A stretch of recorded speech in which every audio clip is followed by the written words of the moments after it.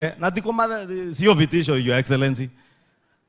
Lakini mtu akikataa kufanya kazi, barabara ni moja. Kana tikuwa. Hata president akikataa kufanya kazi, barabara yake ni moja.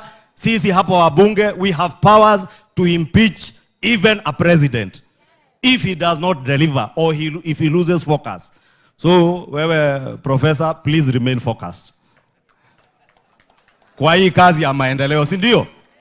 Kana mko ndajie kutengerania na siasa. Atuweke popular hizi. Ideti atengerania na wera.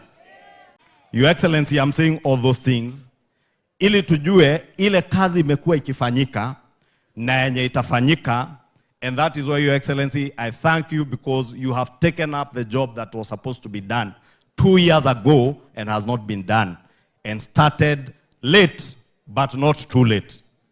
Every year sisi tutakuwa na wewe. Si ametuambia kila mwaka?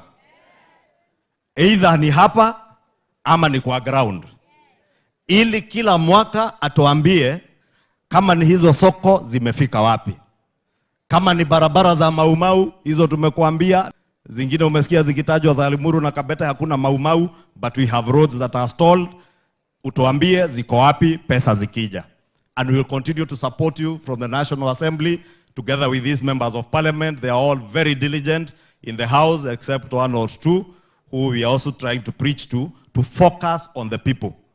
Sababu, if we don't focus on the people, we will run to what is popular. But as I said, what is popular is always not the right thing. What is right will be popular at the right time. And that is what, Your Excellency, I want to assure you that we remain focused on.